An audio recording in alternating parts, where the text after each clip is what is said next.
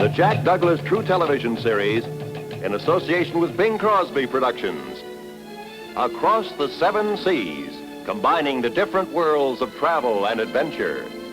The Fabulous 50, Sundown, Adventure, and presenting tonight At Home Abroad, colorful true travels to the 4 corners of the earth. Good evening, ladies and gentlemen. This is Jack Douglas. Several months ago, Mr. and Mrs. Clifford Kamen of Pasadena, California, locked up the old homestead and set sail for Iran, or Persia, as this ancient land is more popularly known. Now, Mr. Kamen took along a movie camera, so now he invites us to join him and Mrs. Kamen to see the 7 Splendors of Persia.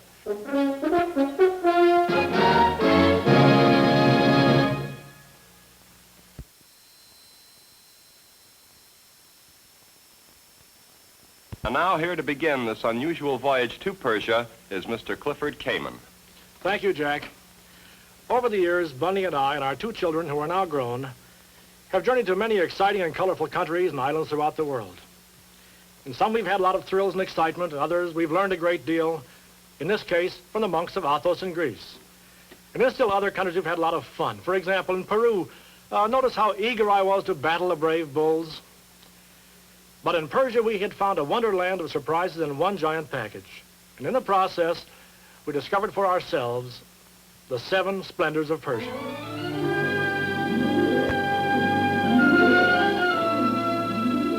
Bunny and I traveled halfway around the world to go to Persia. Our plane landed at Tehran, the capital city, to find ourselves in what was undoubtedly the most elegant airport in the entire Middle East. Then came our second surprise. It was not hot in Persia. We arrived here in the middle of March.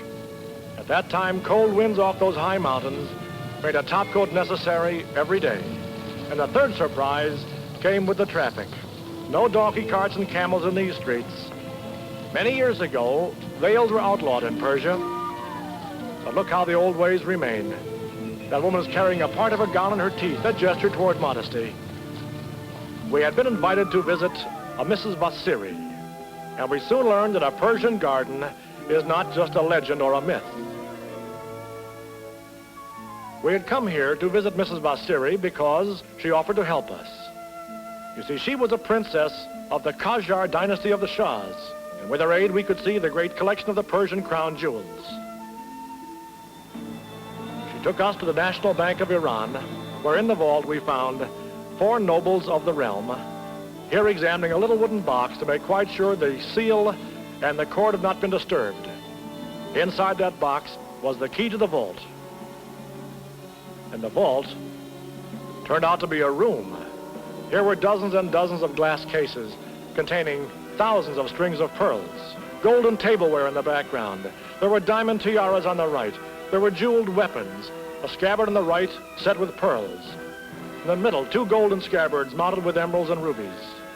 Here were a half a dozen cases of nothing but emeralds, some brightly shining with new modern facets, others old, dull, and rounded stones.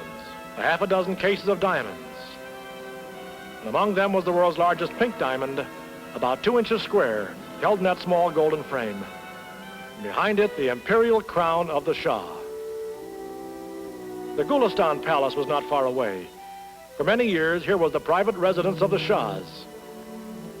This is no longer the Shah's residence. It has now become a museum and is only used on state occasions. In the Gulistan Palace was the great throne room of the Shahs. The royal furniture was made of wood, covered by thin sheets of gold and heavily encrusted with emeralds, rubies, diamonds, and pearls. There was a small chair for the crown prince. When you see colored enamels on the gold, you must remember the coloring also came from precious stones. If you want red enamel, crush a handful of rubies and use ruby dust mixed with clear lacquer as a paint. You ought to try it sometime. It's very, very attractive. The back of the old throne is white looking, for it's covered by crushed pearls, set with emeralds and rubies, a great square cut emerald in the center. And the greatest treasure of all, the Great Peacock Throne, which was once the throne of India, taken from Delhi by the Persians centuries ago. At its foot, a green leopard. The green coloring came from crushed emeralds. The eyes are pink diamonds, and those are genuine pearly teeth. The back of the throne, a sheet of gold on which have been mounted enormous emeralds, rubies, and diamonds. That great central emerald, about 2 inches across, has a halo of diamonds and rubies around it. On state occasions, that great throne room is brilliantly lighted. At the appointed moment, the Shah of Persia will arrive. This may be an official ceremony or a national holiday. It may be the reception of foreign dignitaries or the awards of honors. But all are conducted here in the same throne room, which was also known to Shah Reza Pahlavi, the father of the present Shah. The crown jewels and the magnificent throne room of the Shahs of Persia will always remain one of our outstanding memories. For our next splendor, we went north to the Caspian shores. And there along the beaches, Bunny and I found groups of fishermen. These men are out to catch sturgeon. Sturgeon, the source of caviar. They were loading great boats with an enormous net. That boat could be gotten past the breakers of the Caspian and would now be taken in tow by the launch we are riding in and pulled in a great semicircle, 2.5 miles in diameter, all the while paying out net over the stern. After 2.5 miles of net were paid out, the boats came back in near shore, again came in through the breakers, lines were passed to waiting fishermen, and now I learned why caviar was so expensive. 25 men spent all day long casting a net and getting it back in again. They caught a great number of whitefish, but they only caught 1 sturgeon. The finest caviar comes only from a sturgeon or an equally large fish called a beluga, and it must be from the Caspian to be of top quality. So here is the entire day's catch of the entire caviar industry. About 40 fish, both beluga and sturgeon are there. The entire black mass is caviar. A sack of eggs, the roe of the fish. A 25-pound sturgeon can produce about 10 pounds of caviar. But obviously, only once. After adding a small amount of preservative, for American consumers they will add a bit of salt, and that caviar is now ready for your table. Nothing else is done to it. And it's expensive. That 5-pound can of caviar would cost $55 in Persia. And that much caviar in USA, retailing in small quarter or half-ounce jars, might bring over $200. Bunny's very fond of it. Here she is squandering about $5 worth. To Bunny's way of thinking, caviar was certainly one of Persia's greatest splendors. But let's digress a moment. Along the Caspian shores, one may also find the wide, rich farmlands of the Turkmen tribes. The Turkmen are the descendants of the Mongol hordes who came sweeping out of Central Asia in many centuries past. Although, as you notice, electric razors have yet to make their appearance. Turkmen were once very warlike. They jealously treasure a fine old jeweled scabbard or a gold inlaid blade. And when you're among these men, you have the constant nagging feeling they rather wish the good old days would come back again. The tribal warfare has been stopped now. Now they must satisfy themselves with a traditional Turkmen war dance once in a while. Their elaborate clothing, their fine jewelry, are often family heirlooms brought from Central Asia many, many centuries ago. Very frequently among the Turkmen tribes people, you will see the Mongol cast of features. We left these shores to go to our next splendor in the city of Shiraz and to fly across the great Persian desert. About 3/4 of Persia looks like this, a huge desert of flat, dry lake beds, great mountain ranges resembling our own Grand Canyon country. But between these mountain ranges, you may often find a rich green valley. In one of them, the city of Shiraz, where we had come to see the making of Persian rugs, another of our splendors. And here Bunny and I were astonished to find nearly all Persian rugs are made by little girls between 5 and 9 years old. That's not because Persians are mean to children. It is because only little girls have small enough and agile enough fingers for the very delicate work. Just look at her hands fly. She will work at that pace all day long, her left hand tying a loop of colored threads, right hand with a sharp knife trimming off the ends. A skilled worker can make about 2 or 3 square inches of rug per day, for which you'll be paid about 25 cents. The rug these girls are working on is 18 feet by 25 feet in size. And just think, it will take 10 little girls 5 years to finish that rug. It's of the top quality, will cost $10,000 in Persia when finished, and about $30,000 in USA. Its quality is in its fineness, not its thickness. A top quality Persian rug may have up to 600 threads per square inch. Think of it, 600 threads per square inch. Only in Persia can such work be done, and only by little girls. Now, obviously, with years in the making, our rug is certain to become dusty and dirty in the factory. And so before being sold, the rug must be thoroughly cleaned. First of all, rinsed in the sparkling clear water of the river. And the last bit of dirt is scraped out by a metal device like a hoe, the man bearing down as hard as he can. You'd think he'd tear that rug to shreds. The rug is then finally dried upon a rocky mountainside in a brilliant sunlight which would fade anything but a Persian rug. Oh, incidentally, if in your home your rug were to become dirty, you might spread your rug out in the street so cars driving by will run over the rug and beat out the dust. That's really how they do it. It makes the rug look older, and anybody knows an antique Persian rug is worth a lot more than a new one. Every little bit helps. Persia is one of the world's greatest oil-producing nations. As Bunny and I flew over the southern mountain ranges, we could often look down to see mysterious flames rising out of these desert mountains. These are jets of excess gas from the oil wells. It's useless out here and is burned. You may find areas there called oil seeps. Here is where pure crude oil is oozing out of the ground. There are no pipes, no pumps, no well was drilled, but underground gases and their great pressures are squeezing pure crude oil out of the earth. This great amount of gas is a great aid to Persia. You see, after they dig a well, there's no need to pump, never. It's hard for us to realize that Persia, with only about 75 producing wells, can still derive nearly 1 million barrels of oil per day without any pumping. A modern oil tanker starts on its journey to Europe. And for these women, the West has come to meet the East through the miracle of the splendor most important to Persia, oil. We're all familiar with the old saying, see Naples and die. Well, I've seen Naples. It's an experience no traveler can forget. But the ancient city of Isfahan in southern Persia, now that's really something to see.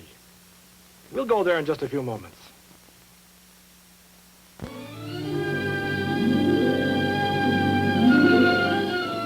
In the valley of central Persia is the jewel city, Isfahan. Here is one of the world's oldest communities. Alexander the Great talks about fighting to enter this city, and that was 2,300 years ago. But the great beauty of Isfahan goes back to a period of around 3.5 centuries ago when a great Shah named Abbas made this his capital. Here's one of his palace buildings. It's called the Hall of 40 Columns. We counted them. There are only 20 columns. But those Persians, they count the reflections too. Isfahan's fame is mainly due to the superb domes of the many mosques and universities of that city. Perfectly proportioned with beautiful tile work, they're among the most impressive buildings we have ever seen. Well, I've seen a great many fine mosques in many parts of the world, but none like these. It's hard for us to realize that building is about 20 stories high by our measurements and was built when the pilgrims were landing in our country. The tile work is inside and out, every bit of tile fitted to its neighbor carefully. We were given the very rare permission to photograph inside of a mosque at prayer time. These are most unusual pictures. On the left-hand side, you see a white screen. Well, behind that, women are praying. They would not mingle with men in public, but in the darker part of the mosque, heavily veiled, they will pray quietly. But Isfahan is more than merely a city of mosques and minarets. Here's a colorful, living city. Directly across from the mosques was the Great Bazaar of the Shahs. If you step through that gateway, you'll be stepping into one of the few covered bazaars left in the world. You'll be stepping back in time 400 years.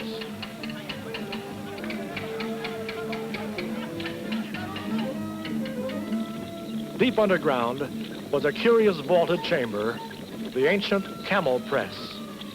Here we found blindfolded camels grinding linseed. They're blindfolded so as not to get dizzy walking in a circle. They live underground and might never see daylight. And they are turning the identical grinding wheels that were here 500 years ago. Had cameras been invented when Columbus went west looking for the Indies, this identical photograph could have been made. The ground linseed is put into a press, and these men are pulling a long handle, its great leverage, compressing linseed into a hard cake. The bright shafts of scintillators are often whitened by smoke, the smoke of 100 forges. You may find a whole street of silversmiths, a street of copper workers, a bellows made of hides. At first the work may look crude, but wait until they're finished. I watched this man making copper trays for many hours. He made a half a dozen in that time, and his scallops came out even every single time. More skilled workmen may be hammering brass trays or carving silver, the same patterns and methods they might have used centuries ago. The workmanship is superb and the price is very low. That bowling tray might cost as little as $75 in Persia and about 3 or 4 times as much here. And all these things have the same fine line and form common to all Persian art. The great beauty of Isfahan, its architecture and its skills, were our splendor of Persia. Our next splendor of Persia came in the south, in the Qashqai tribal area. Bunny and I were driving through the mountain country and saw a great cloud of dust ahead of us. And behind that cloud of dust on the far distant hillsides, we could just make out dark patches that might be trees, they might be rocks. But by watching, we saw that these were moving. In foreground and in distant background were thousands and thousands of animals. We had stumbled upon the great Qashqai migration. The Qashqai tribe spends its winter months near the sea in lowland valleys which are green all winter, but in summer they'll become brown and dry, all burned out. And so every spring the Qashqai tribe, 100,000 strong, with millions of animals, must migrate northward to find mountain valleys that are high and will be green all summer. That trip will take them 2 months. It's a 500-mile journey to their summer pastures. On a 2-month journey in summer, of course, a great many babies will be born. Sometimes the roads are too rough, the hills too high, and the little ones must be carried.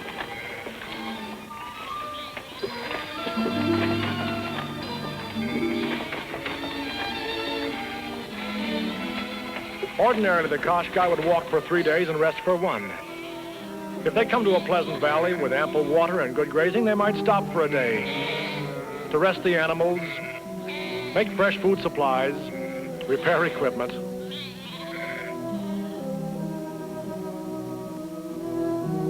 We had been warned about the Qashqai. We were told they were dangerous and unpredictable. But Bunny and I had heard that before. We've traveled in many countries, often among very, very primitive peoples. And do you know we have yet to meet any antagonistic people? The Qashqai were no different. They were delighted to see us and as pleased and curious about us as we were about them. They served tea. In this part of the world, a lot of sugar is used, and Bunny does not care for sugar, which completely upset the camp. They just couldn't imagine a person not wanting sugar. Madam, you'd better have a little sugar.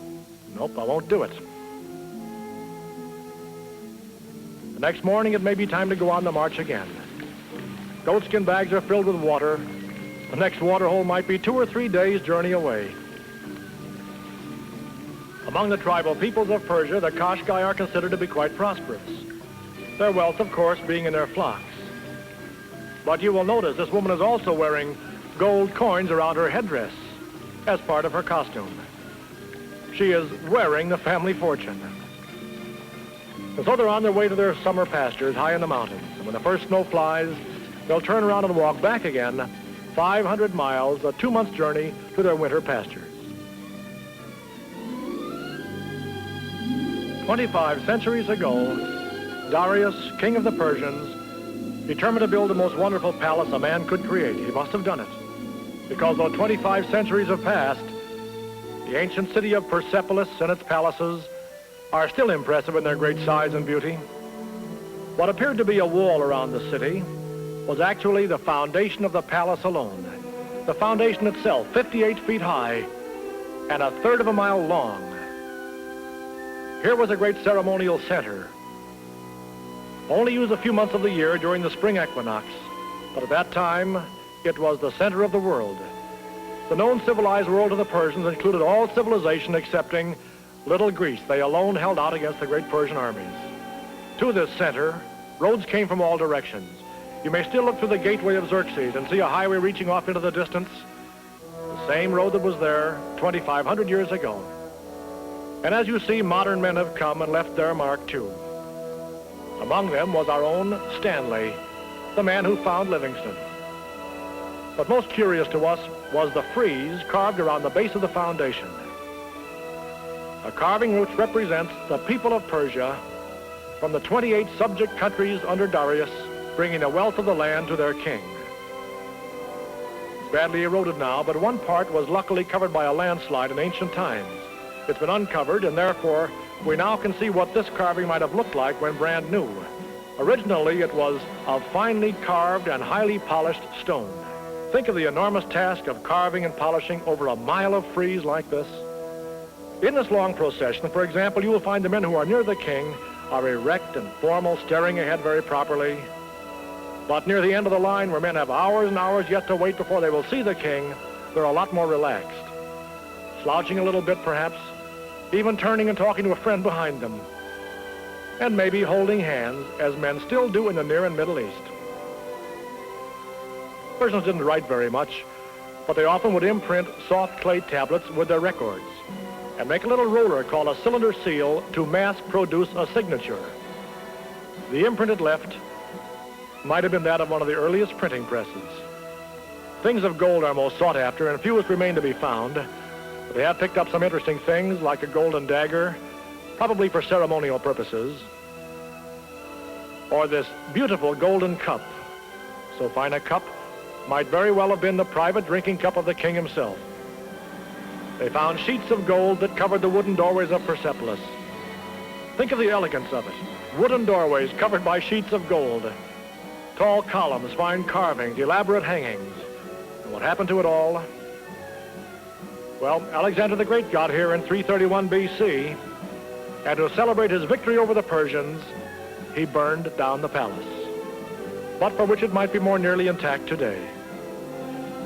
It was a fitting climax to our wonderful trip through Persia. We had seen remarkable things. The great throne room of the Shah, with the royal furniture and the great crown jewel collection. We had traveled north to the Caspian to see the most precious fish in the world, sturgeon bearing caviar. And we had seen little girls making fabulous Persian rugs. We had seen gas jets in the oil fields, and we had seen the Qashqai migration across hundreds of miles of mountains and deserts. We had seen the lovely blue tile domes of the jeweled city of Isfahan and the tall, fine columns of Persepolis. Bunny and I have traveled and filmed in over 50 lands, but few, if any, have had the color and the beauty and the dramatic impact of the strange, partly ancient, yet partly modern land of Persia.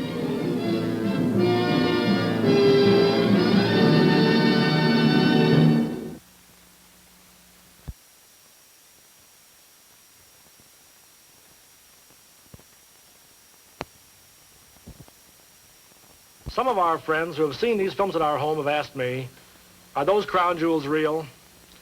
Well, I don't think there's any doubt about it. As to the value of the collection, I don't think anyone knows. A modest estimate would certainly run into hundreds of millions of dollars. It's a very colorful and exciting country, this ancient land of Persia, and Bunny and I certainly enjoyed it and our journey there. Thank you very much. And now until next week, thank you so much and good night, ladies and gentlemen, boys and girls.